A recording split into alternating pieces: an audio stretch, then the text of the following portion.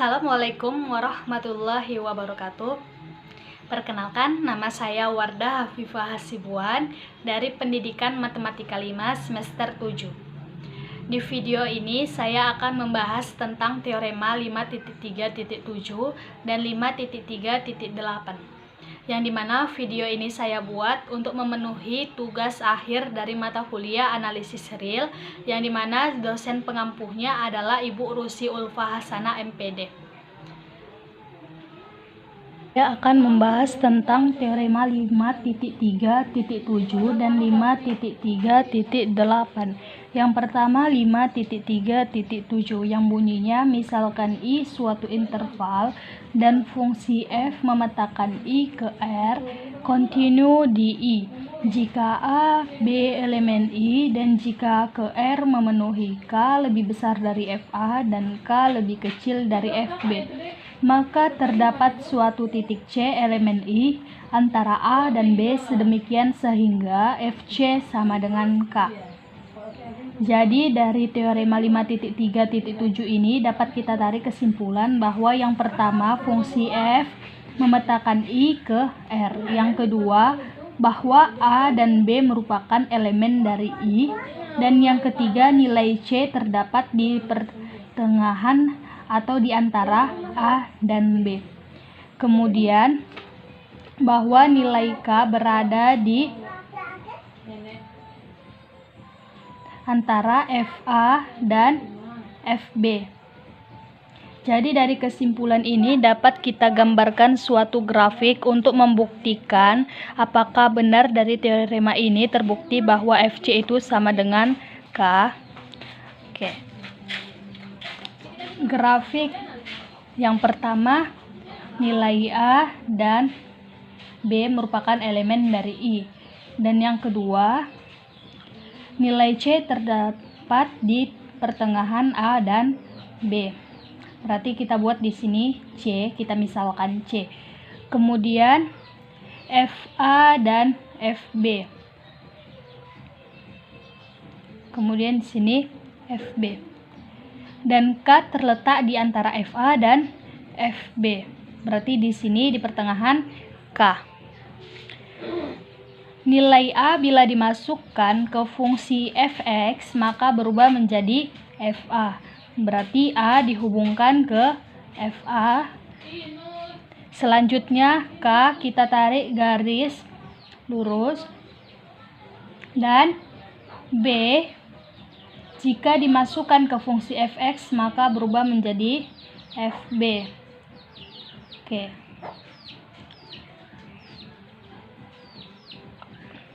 Dan C jika dimasukkan ke fungsi fx maka dia berubah menjadi FC. Berarti terjadi perpotongan di titik C dan K menjadi FC. Berarti terbukti bahwa FC itu sama dengan K.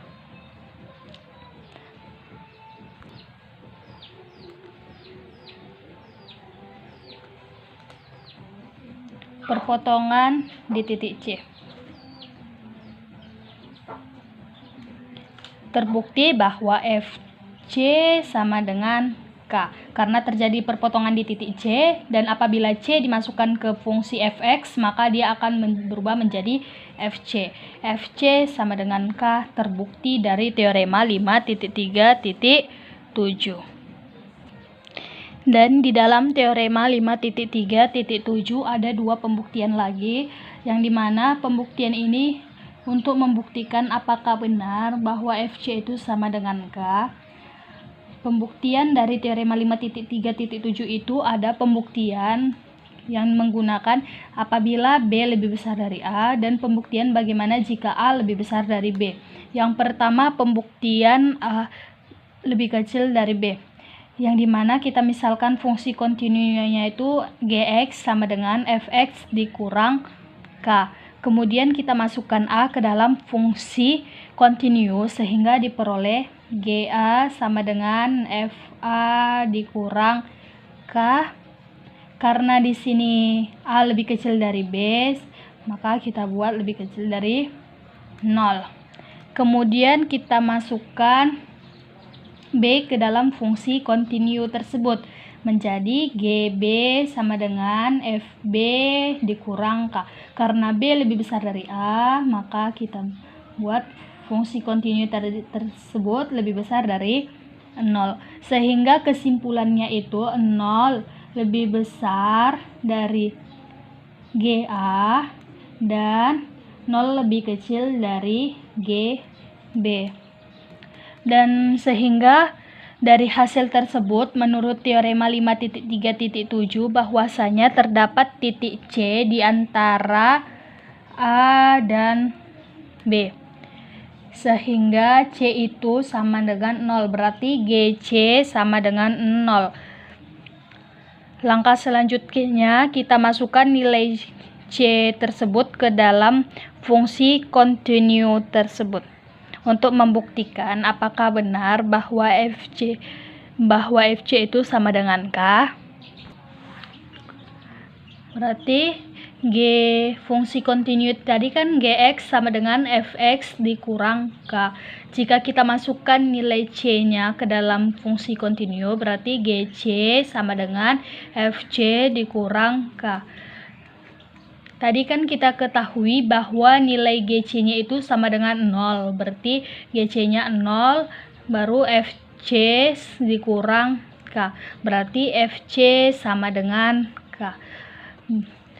Bahwa pembuktian dari A lebih kecil dari B, yang dimana Fc sama dengan K dalam teorema 5.3.7 terbukti. Selanjutnya pembuktian yang kedua, yang dimana bahwa A lebih besar dari B. Kita misalkan fungsi kontinunya itu adalah Hx sama dengan K dikurang Fx. Langkahnya sama seperti pembuktian yang pertama. Ini kita masukkan dulu nilai A ke dalam fungsi kontinu, menjadi HA sama dengan K dikurang FA. Karena di sini A lebih besar dari B, maka fungsi kontinu tersebut lebih besar dari 0. Kemudian kita masukkan nilai B ke dalam fungsi kontinu, menjadi HB sama dengan K dikurang FB. Karena lebih kecil, berarti lebih kecil dari 0. Sehingga dari persamaan nilai yang diperoleh dari fungsi kontinu di atas, yang kedua ini, dapat kita simpulkan bahwa 0 itu lebih besar dari HB dan 0 lebih kecil dari HA.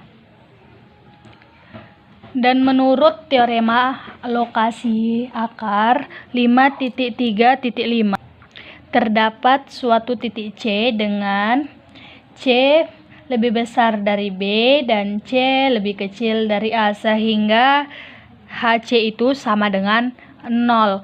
Dan titik itu diperoleh melalui fungsi HC sama dengan 0.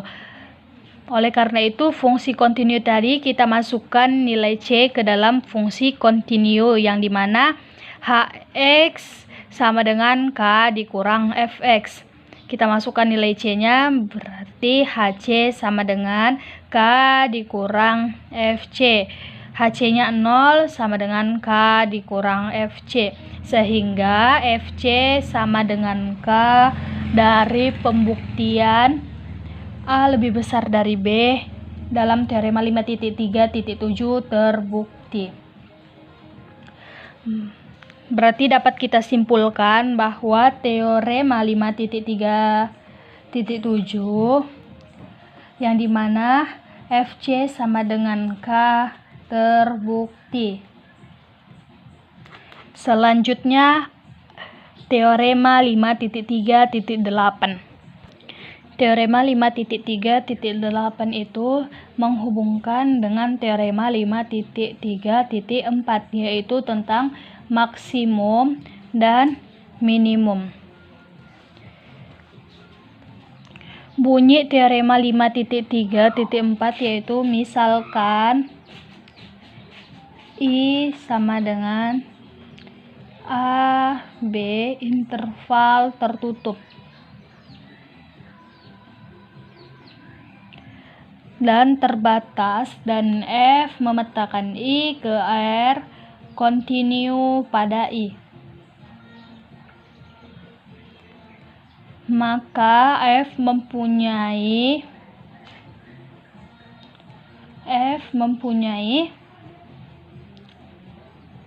maksimum mutlak dan minimum mutlak pada I.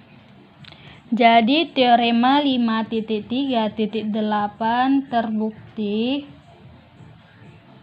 bahwa K lebih besar dari sama dengan infimum F1 dan K lebih kecil dari F supremum F1 dan terdapat C elemen I sehingga Fc sama dengan K.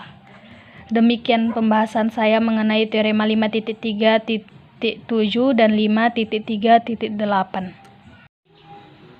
Demikianlah video tentang teorema 5.3.7 dan 5.3.8. Semoga penjelasan yang saya buat di video ini bermanfaat dan semoga teman-teman semua dapat mengerti. Kurang dan lebihnya saya mohon maaf. Wassalamualaikum warahmatullahi wabarakatuh.